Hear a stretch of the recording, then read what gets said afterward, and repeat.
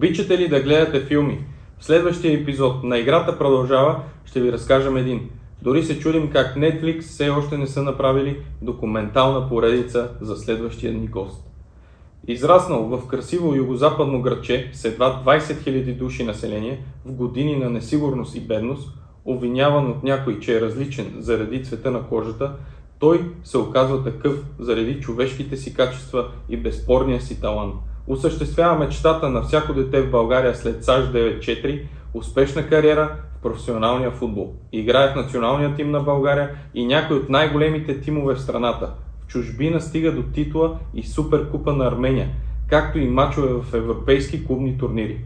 И макар все още да няма филм за него, е автор на книга за млади таланти у нас. В играта влиза Георги Пашов.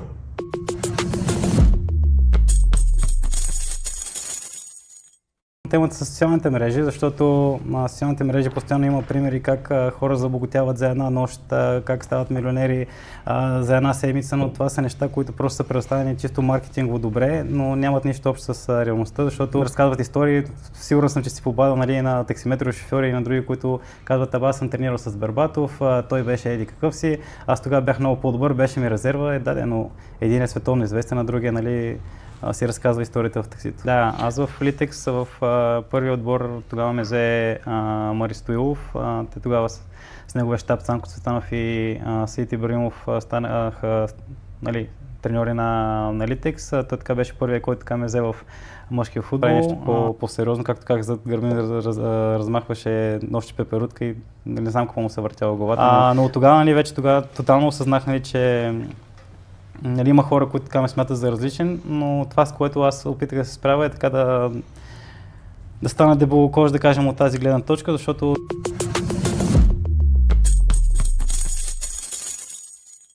Здравей, Пашичка!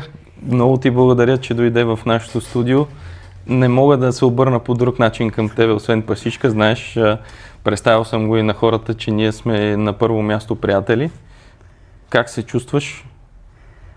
Първо, много благодаря за поканата. За мен е така истинско удоволствие да ти гостувам в ново начинание за теб, което е така доста добро, доста полезно. Ти винаги си се стремял така да създаваш полезно съдържание. В случай към младите, за което те поздравявам и съм много радостен, че така получих покана и съм твой гост. Странно ли ти е да ме виждаш в такава обстановка, ето да те питам? Като цяло, ако беше преди години, ще да ми е странно, но вече не ми е странно, заради нещата, които така правиш, нещата, които си се захванал. Е така доста в твой стил, така че се радвам, че правиш още нещо, което така даваш допълнително полезно съдържание. Добре, понеже ние сме известни с това, че винаги започваме подкаста с един по-различен въпрос и по-пикантен. И искам да те питам в тази връзка, ако днес ти си на 17 години и искаш да успееш, какво е първото нещо, което би премахнал от живота си? Страхотен въпрос. Това е нещо, което в момента съм съсредоточил и нещо, заради което съм написал и книгата ми. За да могат така моите да знаят къде се насочат, защото когато аз съм бил на техните години в юношеска възраст, имало много неща, които не съм знал как да направя, не съм бил на правилния път, губил съм много време в проби грешки. В по-късен етап съм търсил решение на това нещо. Опитал съм хора, които евентуално да ми помогнат да ми съкратят пътя или да ме насочат да съм по правилния път, но пък под една или друга форма не съм срещал разбиране, по-скоро че сам се оправя, сам ще знам, докато виждам, че днешно време съвсем обратно има много хора, които искат да дават стойност, но много малко са тези, които искат да я вземат. Това, да се върна на въпросите, това, което конкретно нещо, което би премахнал сега, веднага, ако си на 17 години и искаш да станеш. Ето, тук е време, аз мислих по-нататък да говорим за книгата, но да представим и твоята книга, как да стана професионален футболист. Едно момче на 17 години, което в момента иска да се развива, да стане много добър футболист. Кое трябва да премахне веднага от живота си? Със сигурност трябва да изгради навици, които така са подходящи за професионален атлет и да знае какви да са неговите приоритети.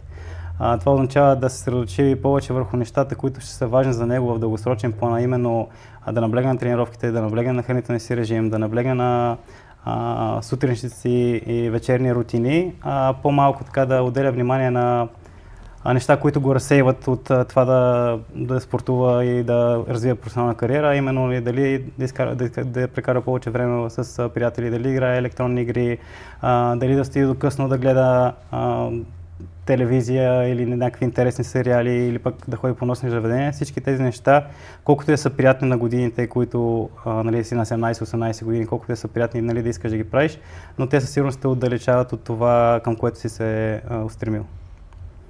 Така, значи най-важното по-скоро да намалят социалните мрежи от това, което ти казваш.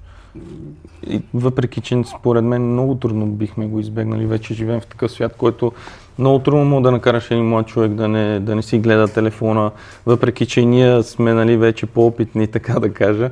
И пак седим доста често. Говорим много тази тема почти във всеки подкаст, защото тя е изключително наболява и трябва да се търси някакво решение. Тук мога да вметна една скоба, ако трябва да сме по-конкретни, то наистина няма как да се ограничиш така да не ползваш телефона си, да не влизаш в социалните мрежи, но със сигурност може да ограничиш това време или пък да, като го правиш, да следваш примери, които те вдъхновяват, а не да гледаш нали, просто TikTok видеа, за да ти мине времето, неусетно да скролваш и да премине час и половина, в който ти буквално нищо не си направил, нищо не си запомнил, нищо полезно не си видял. Но пък час и половина от живота ти ги няма, така че по-скоро да ограничат времето си в ненужните неща и да се сръчат върху полезно съдържание, каквото е нали, и твоя подкаст, защото наистина могат да научат нещо, което да им помогне в живота и да им даде съвети, които, дори безплатни съвети, които нали, на друго место трудно ще срещнат. Добре, а кое е най-голямото нещо, което социалните мрежи откраднаха от твоето поколение, от нашето поколение?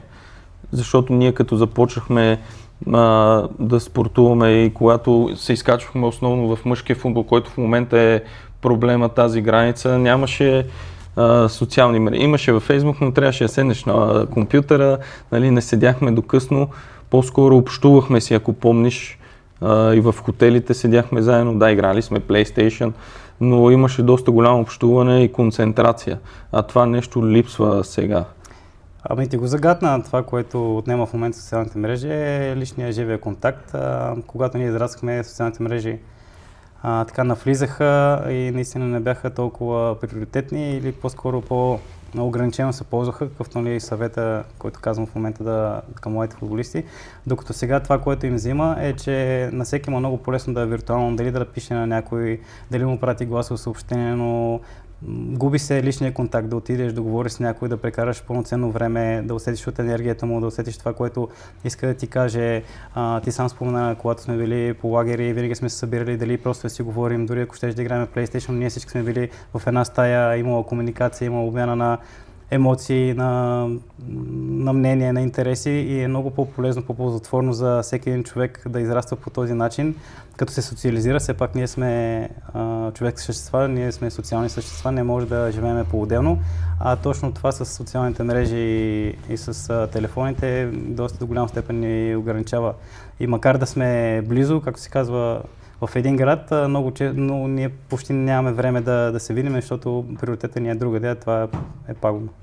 Добре, как ти го ограничаваш това време в момента? Понеже те познавам и знам, че се опитваш да четеш книги, да правиш разходки нали, с семейството, но има неща, които могат да се опитват и в миналия подкаст за това говорихме, ясно, че няма може да се спре, просто как да се ограничи. Може да се ограничи, когато, пак казвам, имаш неща, които са ти приоритетни, в смисъл имаш създадени, да кажем, рутина, нещо, което те изгражда като човек, нещо, което ако не ти тръгне деня, не се чувстваш добре. Мога да дам пример със себе си.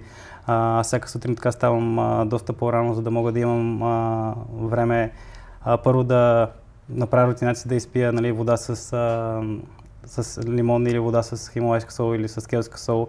След това си отделям около 15-20 минути дали за медитация, дали за осъзнато дишане.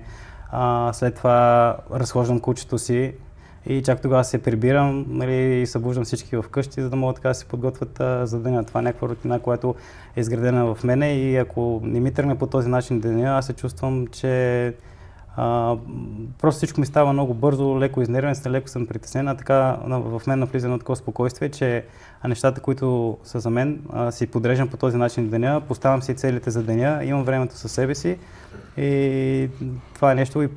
И още също да добавя, че това означава, че първият час, който се събуда и последния, аз не ползвам телефона си, никакви нотификации, всичко ми е изключено. Добре, тези навици от спорта ли ги създаде? Понеже и аз обичам да го правя това нещо и виждам колко е полезно, въпреки че правя го 2-3 седмици, понякога домързяваме, признавам си, но наистина тези навици, много се радвам, че го спомена, искам да го забележат това нещо младите, че да си отделиш един час по-рано да станеш, може да ти бъде много полезен като цяло за живота дори. Като цяло тези навици, да, започнаха от спорта, но с времето така ги развих и ги подобрих и ги нагодих за себе си, защото видях, че те не само ми помагаха в представянето, но ми помагаха като цяло да се чувствам добре. Ти, за да можеш да се представиш добре, да можеш да си пълноценен в каквато и да е сфера, ти трябва първо да се чувстваш добре в кожата си, в себе си, за да можеш да предаваш позитивна енергия и да си ползотворен за света около теб. Добре, днес обаче моите искат резултати доста бързо, за 6 месеца. Ние заедно с тебе знаем колко години лишения, работа са стояли. Сега, не сме направили огромни кариери, няма какво да се лъжем, но не сме направили лоша кариера за българския футбол. Колко работа стои за този успех и смяташ ли, че хората не виждат доста голяма част от него?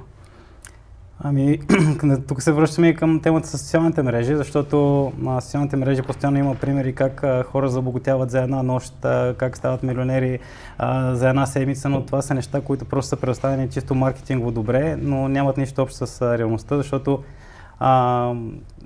това пречупва моите, нали така? Точно това пречупва моите и света не работи по този начин. Да. Всеки един човек, който така е успял и видите неговата биография, неговата история или разкази, които той дава, казва, че е имал години, в които така не е спирал да се труди, да работи, да се доказва, за да стигне на нивото, което е. Така че също е във всяка една сфера в живота и в спорта. Ако не си готов да положиш нужните усилия, нужният труд, нужните жертви, няма как да очакваш каквото и да е. Това е минимум, който трябва да направиш и пак не е сигурно, че ще успееш, но това е пътя, за да имаш шанс това нещо да се случи. И със сигурност, за съжаление, не става за един ден, една седмица, а става с много постоянство в продължение на месеци. Супер. В такъв случай, кое е по-големият враг на успеха?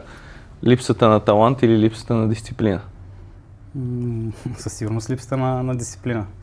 Защото има адски много примери за хора с таланти, обаче ако нямат нужната дисциплина и не са готови да дадат нужните, да кажем, жертви или нужните усилия, за да могат да развиват своя талант, то в един момент избледнява и много хора, които имат така дисциплина и са много по-средоточени върху това, което искат да постигнат, в един момент ги изпреварват и после, да кажем, в спорт или в футбола ги гледаме тях по телевизията и им се радваме, докато по-талантливите разказват истории. Сигурно съм, че си побадал на таксиметрови шофьори и на други, които казват: аз съм тренирал с Бербатов, той беше еди какъв си, аз тогава бях много по-добър, беше ми резерва, но един е световно известен, а другия си разказва историята в таксито.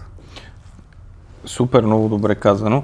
Тук обаче искам да те прекъсна, искам хората да разберат малко повече за тебе. Можеш ли да ни разкажеш първо откъде си, как си израснал, колко трудно ти беше в началото, защото да бъдеш футболист в България в тези години, които ние бяхме, имаше си доста по-голяма конкуренция, поне според мен. Искам да разкажеш повече за детството ти. Откъде тръгна? Аз съм родом от Пловдив, но съм живял и израснал в Гоце Делчев. Моето семейство до ден днешен живее там, така че първите ми стъпки в футбола бяха именно в град Гоце Делчев. Много добре си спомням как като бях на 7 годинки, така баща ми предложи да гледаме един матч между Левски и ЦСКА. След това на другия ден аз просто му казах, че искам да ме запиша да тренирам футбол и буквално така влезах в школата на Пирин Гоце Делчев. Но в интерес на истината там дори и юношески футбол не съм играл, защото така на 12 годишна възраст отидах заедно с няколко съотборника от Гоце Делчев на камп в Благоевград. Един от тях беше дори Васко Панайотов. Отидахме заедно, приеха ни и от юношеските години първата част така изкарах в Пирин Благоевград. След това пък на един училищен турнир, тогава бяха много силни училищни турнири по това време. Даноняда беше или? Не, друг беше училищен турнир. Спомням си, че беше в Имаше доста такива, беше, да. Което е доста полезно било, сега липсват тези турнири. Точно така, мисля, тези турнири също са доста така голям трамплин, защото в този турнир така бяха отбор от София, от Пловдив, отбора на Ловеч, който си беше цяло от Академията на Литекс. Знаете, че тогава Литекс беше една от най-добрите академии в България, спокойно мога да кажа еквивалент на Лудогорец в момента. И отбора на Благоевград, които бяхме ние. За късмет ние така бяхме доста силен отбор, защото бяхме така футболисти и деца от трите доста добри школи в Благоевград, а именно Пирин Благоевград, Македонска слава и Пирин на 2001, което беше школата на Ивайло Андонов. Тя също беше доста добра школа. Три школи в Благоевград, които наистина бяха много добри. Да, всяка една от тях стигаше поне четвъртфинал, полуфинал или финал на републиканско. Помня си, че даже въпросната година школата на Иво Андонов игра финал на републиканско, за нашата възраст. Ние имахме доста силен отбор, както се досещаш. Играхме на полуфинал точно с отбора на Ловеч, именно с Литекс. Тогава помня, че победихме 5-2, аз отбелязах 2 гола. Тогава играх повече като крило или като нападател в по-ранните юношески години. И след мача веднага така дойде при мен Стефан Ярумов, говори с мене, искаше телефона на моите родители. И месец по-късно ме поканиха на официален лагер с тях. Имаха лагер в Пловдив, отидах една седмица с тях, където ме одобриха. Тогава те имаха един директор на школата, който беше първо французин, после стана и Ян Деркс, който беше в Левски, да, но при това мен ме взе специално французина, който говори с мен и за първи път имаше доста по-различен подход, отколкото всеки един треньор, с който съм работил. Той така седна, говори с мен, говори с баща ми, питаме според мен какви са моите силни страни, кои са моите слаби страни. Много така по-различен разговор от това, което съм имал друг път, много по-професионално и по-дълбоко. И така се озовах в школата на Литекс, където пък така срещнах доста голяма конкуренция, защото да се повторя, беше една от водещите школи в България. Там буквално започнах да се уча на неща, които до тогава въобще не знаех, за тактика, за движение, неща, които там се наблягаха и доста ми беше полезно за моето развитие. Само извинявайте, прекъсна, понеже спомена доста интересни неща, няма как да не се включа. Първо, през уния години в Югозападна България излизаха доста големи таланти. На какво според теб се дължеше това? Защото задавам ти от този въпрос в момента, доколкото знам, дори школата на Пирин, аз играх там до последно, не излизат такива таланти. Това се дължеше на това, че нямаше друго развлечение, освен това да отидеш на стадиона или в някое двора на някое училище, което има врати с футболно игрище и буквално по това сме правили по цял ден. Знаете, Гоце Делчев, Благород дори са малко по-малки градове, познават се, играем на квартали, на каквото и да е. Постоянно излизахме, всеки ден сме играли в такъв тип мачове и няма как в един момент да не искаш това да го пренесеш на големия терен и като се запишеш да играеш в футбол, ти освен, че тренираш с отбора ти след тренировка отиваш и играеш с приятели, с хора и деца от квартала, а това неизменно си една тренировка, която в днешно време липсва на моите деца и то липсва не защото толкова няма условия, защото всяко едно дете покрай себе си има парк, има дворно училище или има и доста изкуствени игрища, които можеш да влезеш безплатно да пориташ, но просто заради социалните мрежи, заради това, че хората така са, да кажем, преди като сме били малки, нас ни пускали навън и сме се прибирали за вечер. А сега училищата са празни. Да, сега училищата са празни, защото забелязвам, че всеки един родител излиза с детето си, децата не могат да излизат сами, по една или друга форма, хората се притесняват или дали заради лошия пример, който може да вземе детето, дали за съжаление да не го блъсне кола или каквото и да е, но това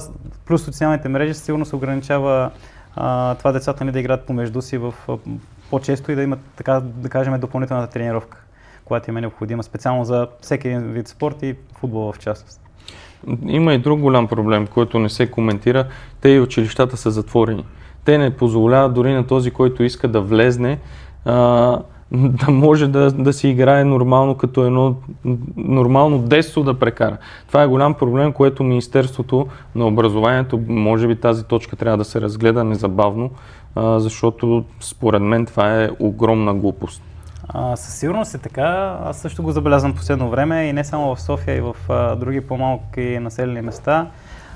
Има деца, които просто са решили, че искат да поспортуват, дали ще е футбол, дали ще е баскетбол, но по една или друга причина някои от училищните дворове са затворени и те трябва да се принудят да правят нещо различно, нещо друго, което със сигурност не е свързано с спорт. Нали, няма как да искаме да изграждаме, ако щеш, нали, и здраво поколение от деца, без значение дали ще станат професионални спортисти. Самия спорт просто, нали, калява, дава здраве, а ако го отнемеш от рана детска възраст, това вече отива по една дирекция, която не мисля, че някой иска да вижда такова бъдеще и развитие на България като цяло. Да, даже виждате ли това и в миналия подкаст казаха, че нашите гости, братята, че има статистика и данни, че българските деца са по-изгърбени, чисто физически вече последните години не отговарят на това, което е било преди, нали така? Друго нещо, което ти ми каза и няма как да не обърна внимание на това нещо, каза за холандеца, който е в школата. Той беше и в Левски, когато и аз бях. След това отида в Литекс. Да. Това е 2006-2007 година, мисля, че беше някъде там. И 2006, да, защото аз 2005 отидах в Литекс, 2006, да. Да. Представи си, това е преди колко години, а сега не съм видял някой от школата да наеме чужденец, който да развива, а ние напредваме уж. И финансово, дори като държава. Мисля, че това е много голяма грешка на школите в България. Защото този човек наистина си разбираше от работата, той промени изцяло школата в Левски, след това отида в Литекс, Литекс станаха доста по-напред и имаше една конкуренция, която помагаше за създаване на такива таланти. Точно така, аз мога да кажа, че той така чисто е психологически много повлия лично на мене. Мога да дам и много примери с момчета, които излязаха от школата на Литекс, когато той стана така главен методист на школата, още от набор 8-8 футболисти станаха Радослав Димитров Меси, Филип Филипов, който играе в Ботев Пловдив дълги години, така от Георги Миланов, Илия Миланов, Страхил Попов мина за малко. Все хора, които изградиха кариери, които са така... Попето. Попето той беше преди това. Попето го взеха директно за мъжки отбор. И той е звезда. Да, той още на 18 години игра в мъжки отбор, така че да, Попето си е юноша на Левски. Но това, което исках да кажа, че лично на мен ми повлия много добре, чисто психологически, защото си спомня много добре един разговор с него, в който така... Той ме питаше защо има мачове, които така буквално мога да победя сам някой отбор, има мачове, които нали, така, дали си ги избирам, дали не играя на 100%, дали не се представям на нивото си. И той ми каза, че ако искам да развия кариера в футбола и да съм успешен и да вляза в мъжки отбор на първо време, това означава, че трябва да съм постоянен и че трябва желанието да идва от мене, а не да е нали, странична мотивация, дали от него, дали от треньори. И си спомня даже един цитат, който ми каза именно за една поговорка, която те имат в Холандия, че можеш да откараш коня до реката, но не мога да го накараш да пие. Така че ако аз нали, нямам желанието да полагам нужните усилия, да съм съсредоточен върху това, което искам да постигна, нали, никой друг няма да го направи за мене. Това ми остана в главата и до ден днес си го спомня много добре и е наистина много важно, много релевантно и сега с призната на времето го виждам, че колкото по-рано това нещо го осъзнаеш, ако дори може на 13, на 14 го осъзнаеш и знаеш как да го имплементираш в ежедневието си, в тренировките си, неизменно шансът ти така за успех ще се вдигне и за по-добро развитие. А вече оттам нататък нали, дали ще имаш шанса да стигнеш професионален футбол и до какво ниво, нали, вече има и други обстоятелства, които зависят от това нещо. Добре, след школата на Литекс вече влизаш в мъжкия футбол. Първият отбор, който отиваш е Труполе ли беше? Да, аз в Литекс в първият отбор тогава ме взе Мари Стоилов. Те тогава с неговия щаб Цанко Цветанов и Саид Ибраимов станаха, нали, треньори на Litex. Той така беше първият, който така ме взе в мъжкия футбол. Даже така започна да ме налага. Помня си на първи лагер, който ме взе, бяхме в Холандия и така голяма, почти всички мачове играх. Тогава националният отбор на U18 се класира за европейско първенство. Това бяха една година по-големите 8-9. Аз така бях част от този състав, но пък в пресавките за самото европейско така отпаднах.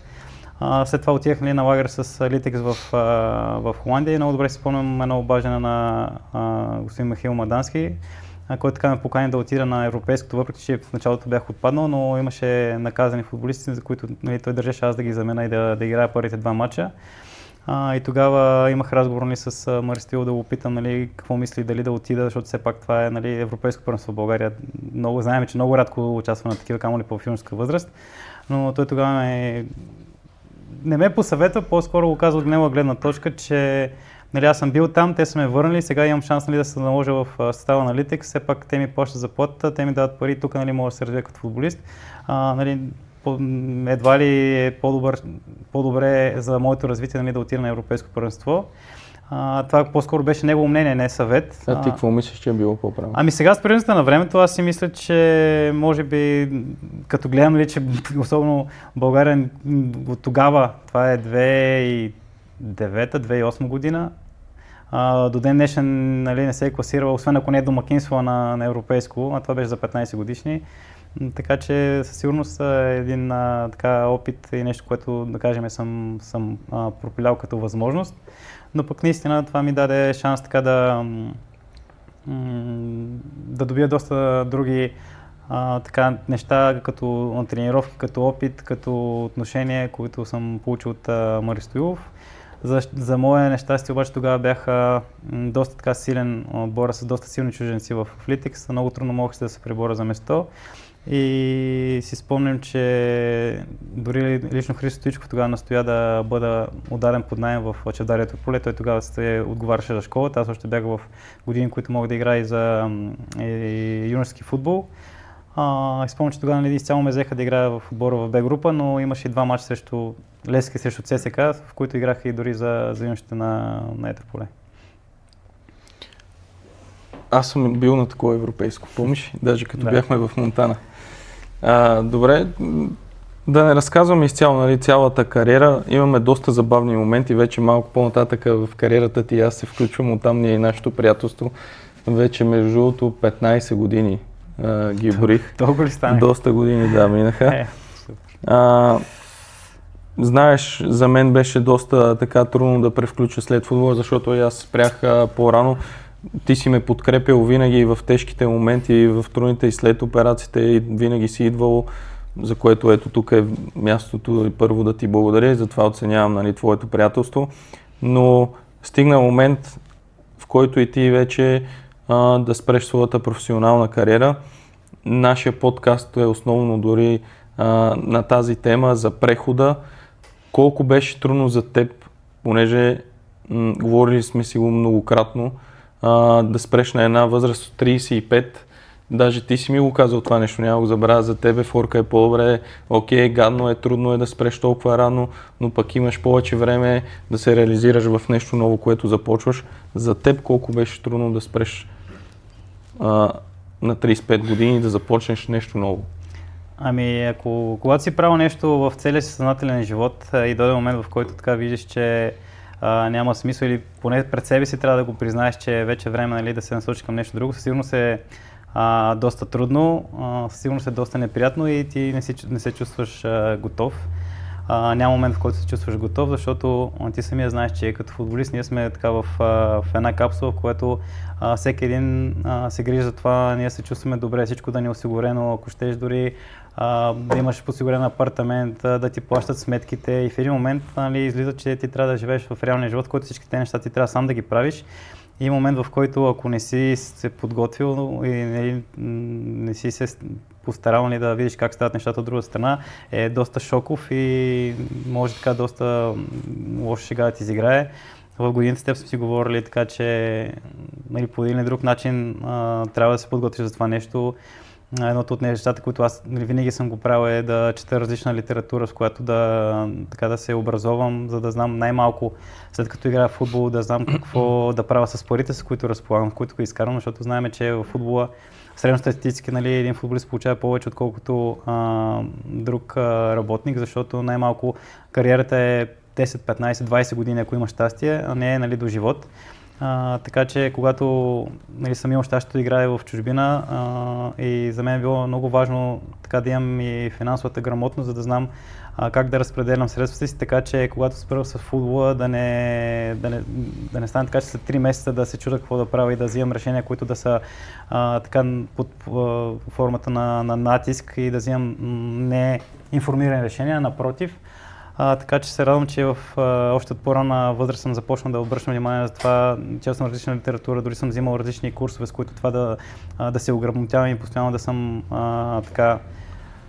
Това е факт и още от 25 годишна възраст, доколкото помня, винаги заедно с тебе, даже сме чели книги, интересували сме се, но въпреки това, прехода пак е много труден, нали така? Точно. Защото едно е да четеш, едно е да го правиш докато имаш кариера, нали, имаш един сигурен доход, но когато всичко свърши, нещата вече са доста по-различни. Така е. Безспорно е много трудно. Най-малкото, защото ти си свикнал да правиш едно и също нещо и да ежедневието ти е горе-долу сходно, а така трябва буквално да отговаряш за абсолютно всичко, което е около тебе, като привилно върху това, че вече си в години, в които на най-нормалното да имаш и семейство, със сигурност е много по-трудно и трябват много повече усилия. Но отговорността е много по-голяма тогава. Така е, да. Но ако така си отделил време защото като футболисти няма какво да се лъжим, ние имаме доста свободно време и ако поне час, 2, 3 от това време, нали, така, отделяш, за да може малко по малко да се подготвяш върху това, което те очаква или да се насочиш някъде, нали, това е един съвет, който така бих искал всеки един да го вземе под внимание, който е в такъв етап, за да може, той пак няма да е готов на 100%, със сигурност, но пък поне ще има някаква база, на която да стъпи и да знае, нали, какво иска и горе-долу стъпките, с които може да го постигне. И най-важното нещо е да потърси човек, с който да си поговори на тази тема. Защото аз съм си говорил с тебе, когато имах контузите, нали, но имало моменти, когато сега и ти си ми се обаждал, знаеш, нали, че вече се занимавам с бизнес, търсил си съвети от мене, въпреки че дори съм им по-малък. Това искам да разкажем на хората, че трябва да потърсиш. И тук приятелите са много важна точка. Да, семейството е на първо място, но смятам, че и приятелите, колеги, бивши, които можеш да ги потърсиш и да направите, да не казвам общност, нали, една силна дума, но един кръг, с който да се подкрепяте, това би помогнало в една такава ситуация, нали така? Със сигурност, тук си абсолютно прав, защото контакта и хората, с които така си се оградил, под една или друга форма в някакъв момент от живота всеки се развива и е добре да поддържаш тези контакти, защото, нали, реално и социалният живот е обмяна на стойност. Нали, винаги така може да си бъдете взаимно полезни, да някой да ти подаде ръка в определен момент, дали като съвет, дали като възможност, която да даде пред теб. Също така, нали, ако пък нямате ли приятели, или познати, които да са на такова ниво, в което да ведат, да кажем, някакъв тласък или посока в живота. В днешно време има и така доста хора, доста ментори, които така дават стойност и може да се обърнете към тях с полза най-малкото за нещата, през които те са преминали, дали да ви научат на бизнес, дали ви научат на някакво умение, което така вие да имплементирате и да приложите, за да може ли чрез него да се изкарват пари, така че има много възможности, но не е срамно. Това искам да кажа. Даже, ако помниш, ние заедно с тебе сме си плащали за един курс и го гледахме заедно, в смисъл опитвали сме се винаги да разчупиме. Това е начинът, по който да се учиш, не е единственото начин да учиш, не е да ходиш на училище на университет, даже напротив, днешно време има доста по-насочени неща, които вместо да ходиш 4 години на университет, може да изкараш курс, който е от няколко месеца или да кажем година, който така ти дава умения, които можеш да приложиш за напред, да развиваш и да изградиш една дали кариера, дали бизнес, дали каквото и да е, което така по-устойчиво във времето, нали, да ти изкарва така доход. Добре, кое беше по-трудно в прехода? Парите, психиката или загубата на себе си, как да кажа, на пашата футболиста? От всичко, то е съвкупност, най-вече идентичността. Винаги съм се Егото. отъждествявал, да, с това, че нали, съм професионален футболист. Като цяло, аз доста работя върху егото си още, от който излязах в чужбина за първи път 2018 година. Защото знам, че това не е нещо, това е нещо по-скоро, което не ми помага. Така да кажем, ми дава една грешна перспектива и самооценка, защото в случая, нали, когато вече не си под светлината на прожекторите, да кажем, нали, като футболист, знаеш, че футболистите имат така доста, постоянно ги дадат по телевизията, медийни изяви, всички ги разпознават, радват им се, спират ги по улицата, но аз така съм успял за себе си да знам, че нали, това е нещо преходно, това не е нещо, което така ме прави мен личността, която съм. Това е един етап от кариерата ми, който в един момент ще се спре. Нали, за сега отново има хора, нали, които доста така ме разпознават, но никога не ми е било водещо и важно това нещо нали, за мен и знам, че не е това нещо, което ме определя, а именно нещата, които нали, зависят от мен, това, което аз мога да направя с, ако щеш, нали, с тази известност, за да мога да го превърна в мой актив, мой плюс. Помниш ли, че даже аз говорих и на тази тема доста често с теб и че ми беше много трудно да превключа от футболиста. Ти ми даваше доста съвети, но мисля, че сега в този етап, който и ти се превключваш, въпреки че знаеш и си ми споделял и теорията, и на теб ти е доста трудно да го пречупиш това его, което е напълно нормално и никой не трябва да се обвинява за това нещо, а просто да се опитва да продължава да пребори егото си. Егото е доста голям враг понякога, но и помага. Така е, да. Тук няма как да не се съглася с теб. Сигурно си имали моменти, които така имаш трудности, но пак казвам и нещо, което съм направил като цитат в книгата си. Съм казал, в моменти, когато така ти е трудно, в моменти, когато ако ще те мързи, в моменти, когато нямаш мотивация, дисциплината и навиците, които си изградил, е нещо, което те дърпа напред. Така че аз твърдо стоя зад тези думи и те са валидни както в спорта, така и в живота. И това, което каза тук, що и ти. Добре, сега в този момент още си така в прехода, мога да кажа, нали? Не си напълно преминал, но има ли момент, в който се притесняваш за това, дали мога да осигуриш бъдещето за семейството й? Питам те, защото не случайно на мен тези мисли са ми минали. Да. Това е нормално и как се справяш с това нещо? Няма какво да лъжа, със сигурност е така, защото примерно като футболист знаеш, че така ти също в това си плак като футболист ми си изкарвали пари, които винаги си ни оставили, как се казва, някой път не можеш да изхарчиш, докато сега като така вече не играеш професионално, нали, този доход го няма. И си на заплата там, да. И получаваш си, сега и ти се занимаваш с дейност, която не е на заплата. Точно така, по-скоро нещо, което не си зависи изцяло от мен на това, което правя. И когато е така, когато нали, този по-голям доход го нямаш, със сигурност почва така едно притеснение, нали, дали ще мога да се справя. Нали, аз съм свикнал на един стандарт на живот, сега нали, едва ли не трябва да го намаля, но тук е много важно нали, хората, които са заоградени около теб. В случая нали, за мен и моята съпруга, която аз съм много благодарен, че съм срещнал и че е човек, с който съм в момента, защото тя през цялото време ме е подкрепила, дори до ден днешен, така винаги така много окоръжава. Да я поздравиме, и аз се познавам. Да.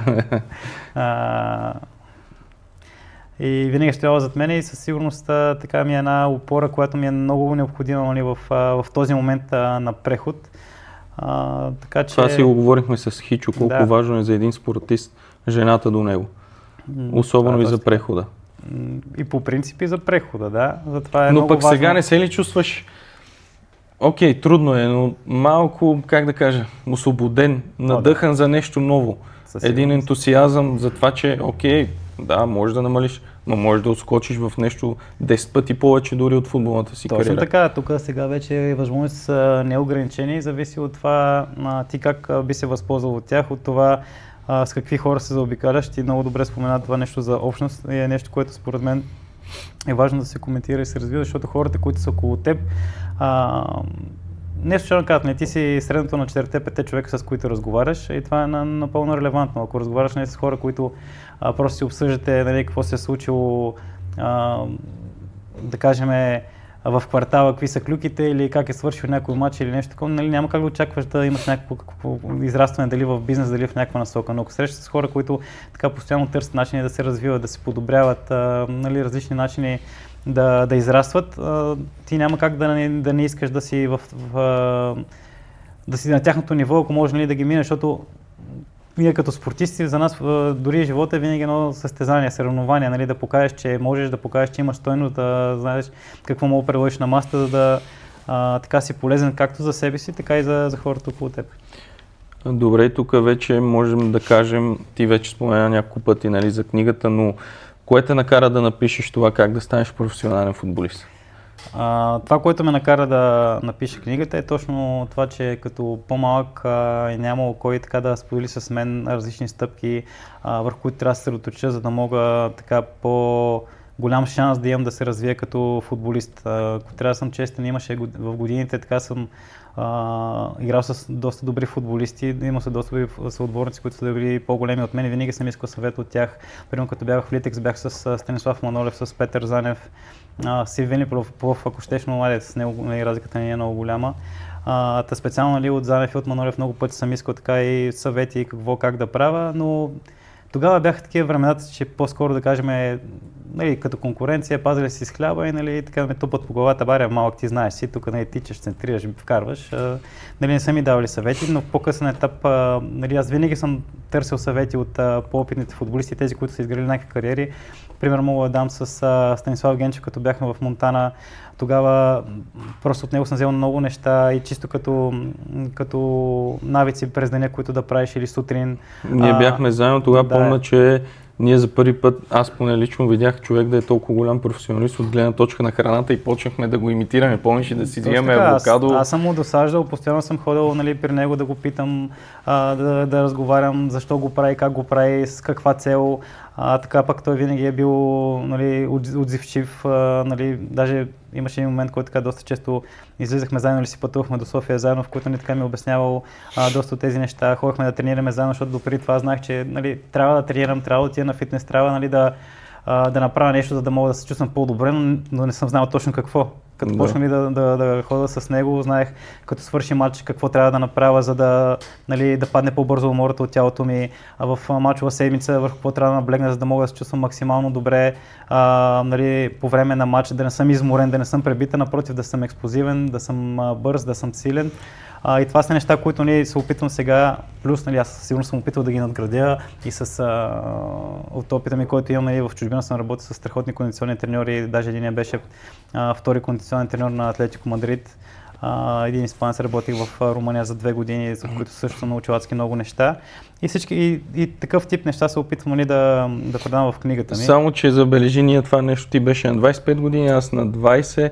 Тогава започнахме за първи път да го знам, което е голяма грешка. Не мога да кажа, че е грешка. Самоуки, това искам да кажа. И даже помня, че Генче влизаше в банята с ябълка и бяхме в такива времена още, които даже поемаше подигравки за това нещо, което е изключителна глупост. Аз си помня специално в периода в Монтана, както знаеш, тогава нямаше фитнес зала, имаше просто една съблекана, която не се използваше и някои от нас ходеха там, нали, с такава постелка да тренира там и си спомня много добре, че аз отивах, нали, дали работех с ластик, дали правех планк или нещо, което така да направя активация за тренировката. Имаше много момчета, които така ми се подиграваха, едва ли не какво правя там, защото, нали, не беше толкова възприето тогава, не беше толкова, да кажем, модерно и не го правеха много хора, но още тогава съм търсил различни начини да се подобря. И да, в по-късен етап от кариерата си започнах, нали, да търся начини, с които да се доподобра и да се развивам. И за моят щастие, нали, с постоянството, което имах и с съветите, които така съм търсил и съм взимал и съм развивал, нали, в един момент успях да излея в чужбина. Ако не ги бях правил тези неща, със сигурност имаше период в кариерата ми, в който така наистина се замислях и това, което съм споделял на тебе, че ако бях останали още година-две в България, може би още по-рано ще се приключи кариерата, защото бих решил. Чакай се, даже помниш и момента, в който ти се обадиха, че трябва да заминеш в чужбина. Да. Ние бяхме заедно с тебе на море. Да. Аз вече бях в Гърция, нали, играех в чужбина и ти няма да забравя, че постоянно това ми говориш, нали, искам аз да дойда, нали, кефише се за това, че вече съм в Гърция, викам аз искам и ние бяхме даже отидохме до Лариса, ако помниш. Да, и трябваше да си взимаш нещо. Трябваше да си взимам нещо. Отидахме към морето след това и ти се обадиха в колата, докато пътувахме. Да, за това беше предложение. така. Да, сега, значи съм ти бил на късмет. Сега ми го припомняш много добре, така е, но за да се стигне до този момент, нали, имаше доста така труд, лишения и постоянство от моя страна да се случи това нещо. Та именно това искам да, нали, да... Извинявай, че те прекъсвам, затова кажи кои са 6 компонента в книгата. Това, което не искам да предам в книгата, е точно, нали, това, че тези неща, ако колко по-рана възраст започнат да се правят, толкова по-добре и по-голям шанс ще има за развитие всяко едно дете, всяко един юноша. Шесте компонента, нали, то е здравословни навици и хранителни навици. Това, нали, са основите, защото ако нямаш изградени здравословни навици, ако нямаш изградена рутина, ако не се храниш добре, нали, няма как да оттам да ти тръгне каквото и да си успешен. Нали, мисля това както в спорта, така и в живота. Ти трябва да имаш изградени навици, изградена основа, върху която да стъпиш и да надграждаш.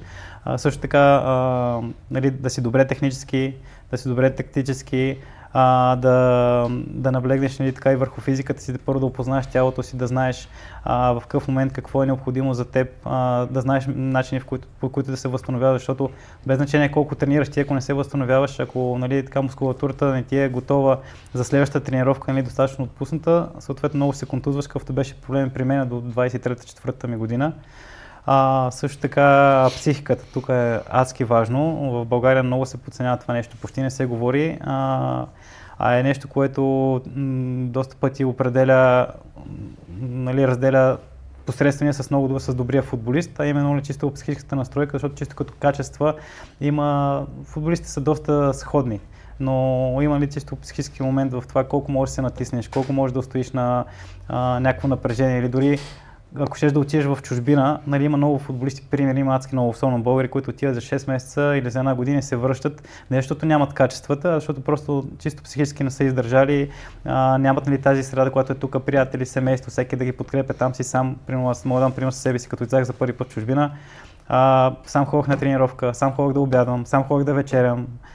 Сам съм си, мисля, буквално съм си прекарал времето сам и наистина това е период, който много трудно може да се справиш сам без подкрепа или пък без така да си психически устойчив или най-вече да знаеш какви са ти приоритетите, защото аз тогава за мен съм преценил, че приоритетите са за да играя в чужбина, за да мога да постигна нещо. Това е едно от нещата, от изключенията и от жертвите, които трябва да направя.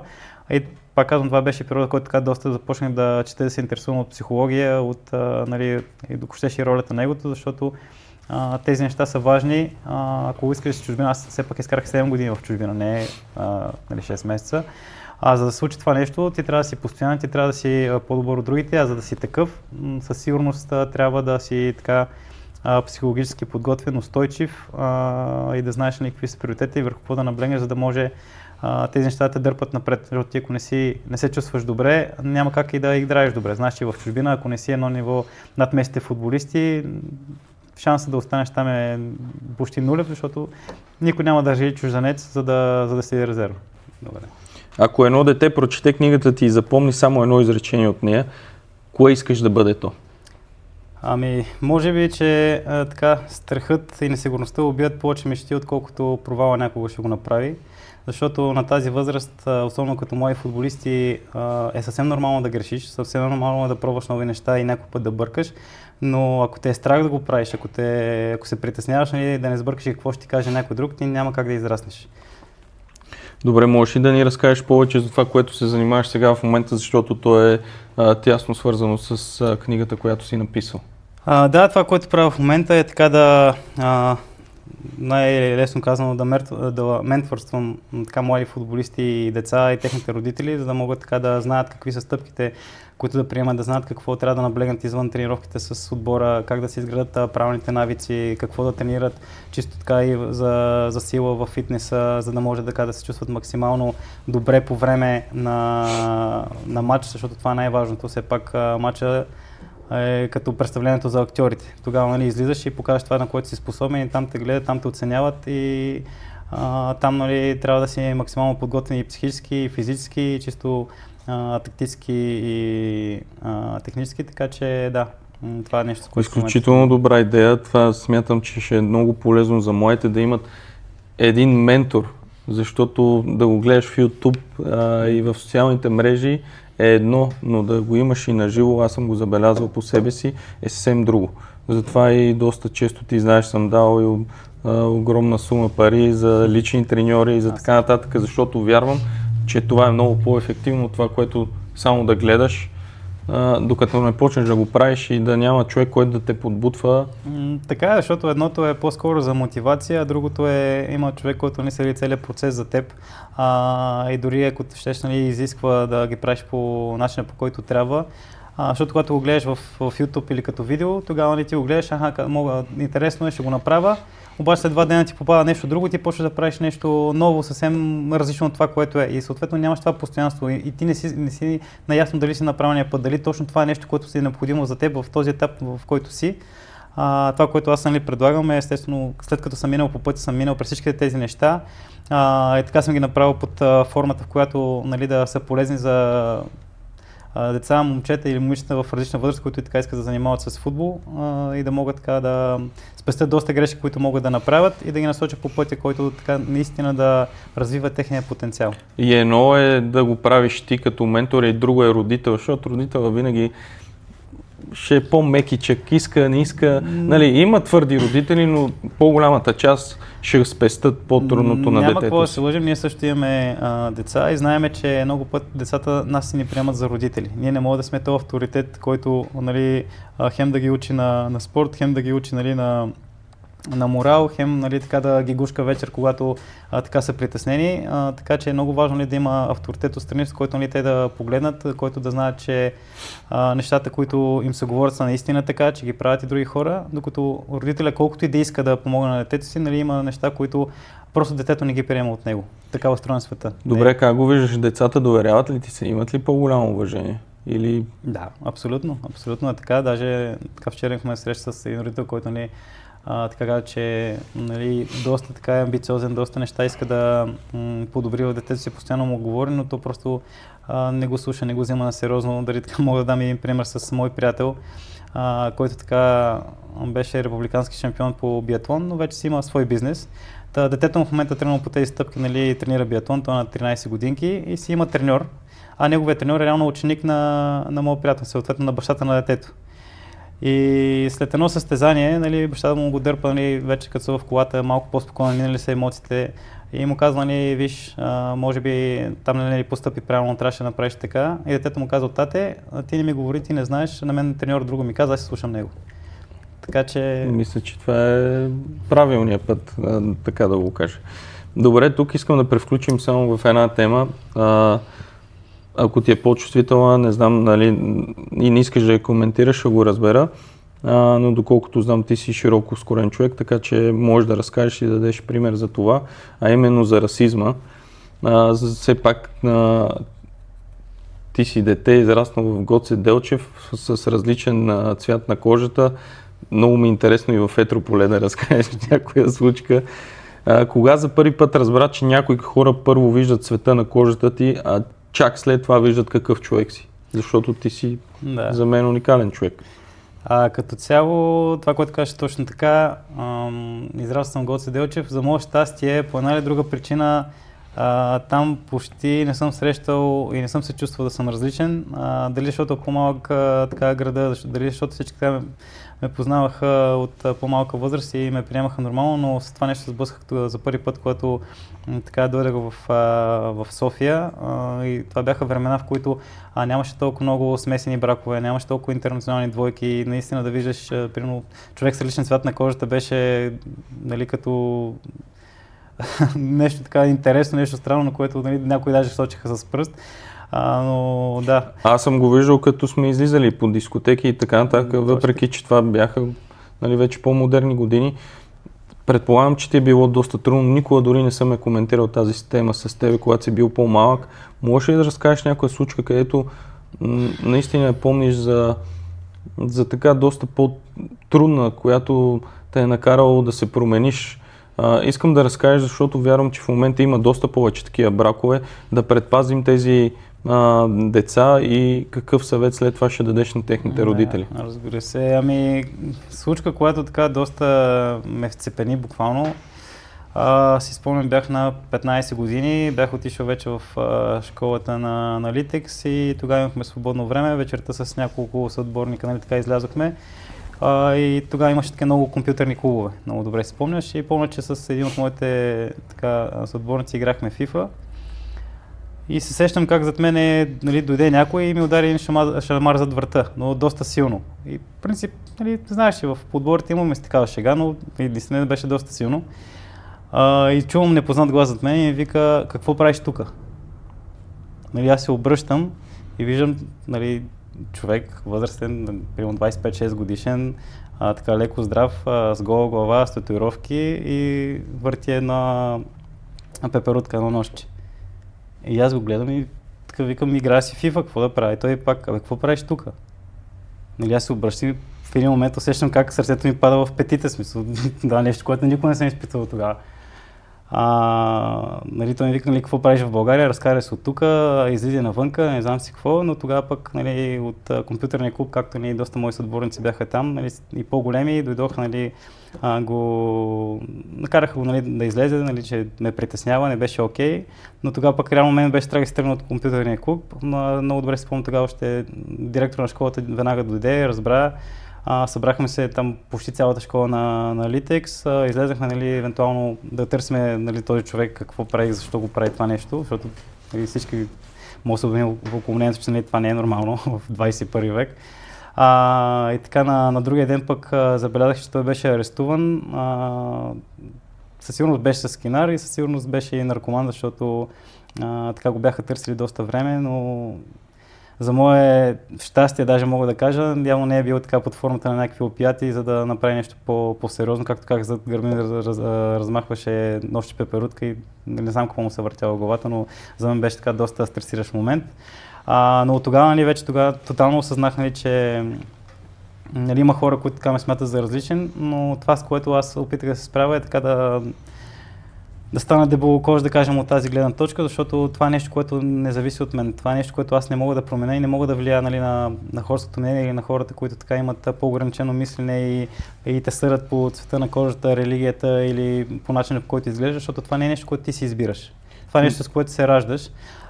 И начинът, по който аз се справих с това нещо, е, че просто се съсредоточих върху това, което зависи от мен, а именно след като не съм така и за да ме ценят по-добре, това означава, че трябва да стана по-добър, по-различен в сферата, с която се занимавам, а в случая не беше футбола и това го приех като допълнителна мотивация и със сигурност пък се опитвах да не обръщам внимание или да не чувам или да не вземам под внимание нещата, които се подмятаха.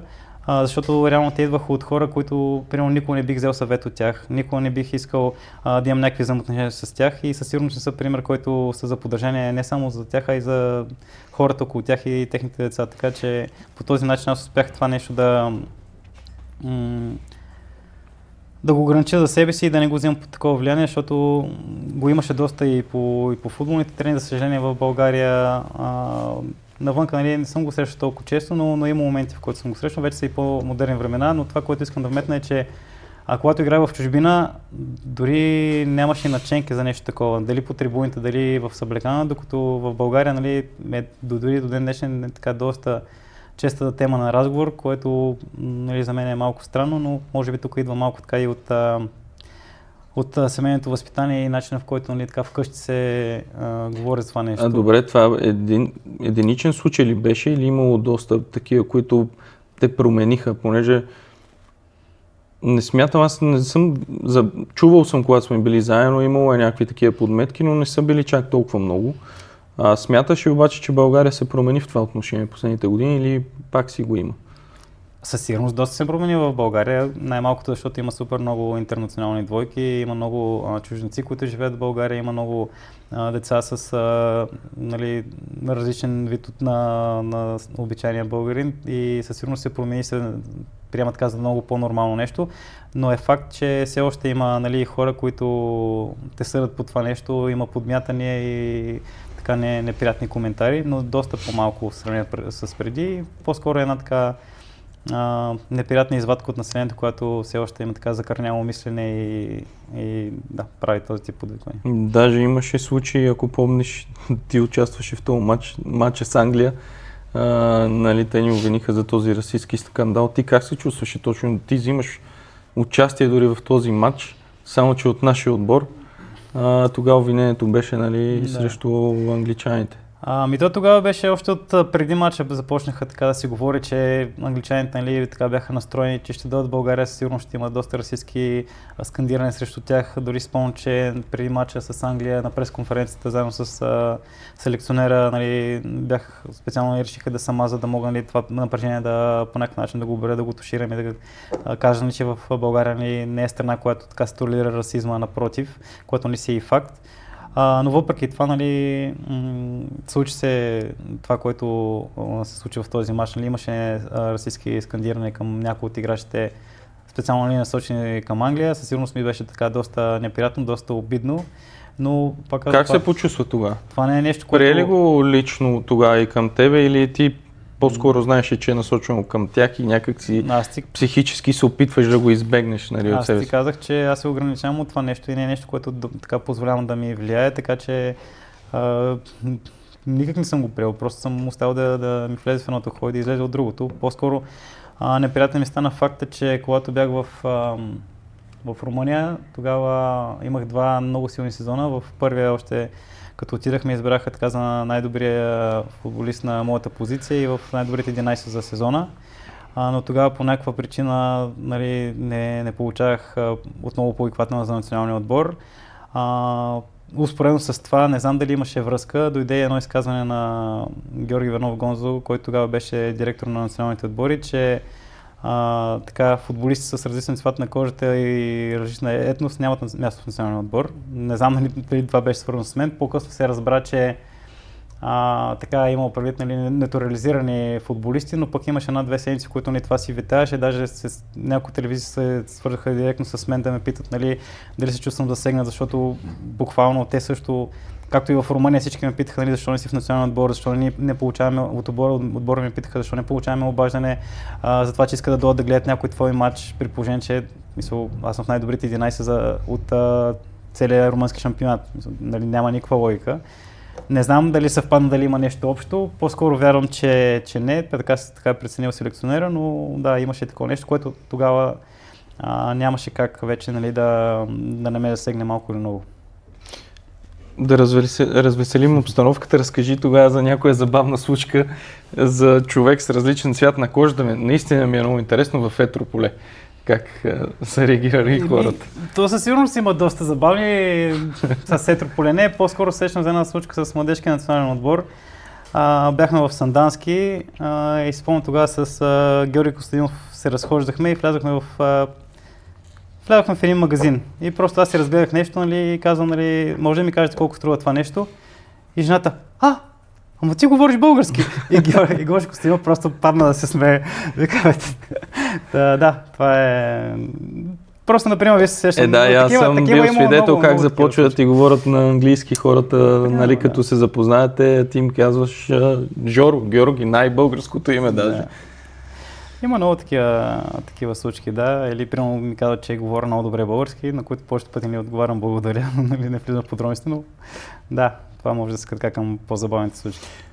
Добре, и за финал, ако днес можеш да седнеш срещу 18-годишният Георги Пашов за една минута, какъв е единственият съвет, който би му дал преди да станеш от стола и да си тръгнеш? Като цяло това е доста хубав, но и труден въпрос, защото така, има много неща, които бих искал да споделя и да кажа. Но със сигурност това да не спирам да се трудя, да не спирам да съм постоянен и най-вече да постоянно търся всякакви начини да се уча и да се развивам и не само в футбола, и чисто в живота като цяло. Би ли посъветвал младите хора и спортисти да започнат да инвестират повече и в недвижими имоти, в акции, да се интересуват от такива неща, не само да гледат кариерата си, защото виждаме, че трябва да погледнеш понякога и за бъдещето? Определено това е изключително важно. Много се радвам, че го споменаваш, защото това е тема, която не засегнахме, но е много важна. Когато си по-млад и имаш така голям доход, е много по-добре да инвестираш в нещо, което така е устойчиво във времето, а не в неща, които са моментни, да кажем, в дрехи, коли или скъпи почивки. Защото те ти носят така луксозен начин на живот, може да си показваш, но това не ти дава абсолютно нищо. Ако, примерно, решиш една част да инвестираш в имоти, да кажем, в злато, в акции, ако щеш, със сигурност това е нещо, което така в годините този актив нараства и е много по-добре, отколкото си държиш парите в банката, защото пак тук се връщаме на частта с финансовата грамотност. Това е нещо, което колко по-рано почнеш да осъзнаваш за себе си и ще знаеш какви са възможностите, за да може така активите, които имаш и парите, които получаваш, да нарастват, а не така да се губят във времето. Добре, и последно ние имаме традиция в нашия подкаст. За финал, ако можеш да напишеш едно послание за нас, което ще остане. И отново да ти благодаря, че ми беше гост. Разбира се. Ако искаш, кажи и пожелай нещо на хората или на нас лично за подкаста. На вас мога да пожелая да продължавате със същия ентузиазъм да правите това, което правите, защото вярвам, че е така доста полезно. Вярвам, че ще има доста хора, които да си вземат доста така позитиви, доста полезни неща, дали било то от разговора, да било то като пример. И много се радвам, че съм гост от проекцията на подкаста, а пък така на зрителите бих пожелал така първо да са здрави и никога да не спират да търсят различни начини да се обучават и да награждат себе си най-вече.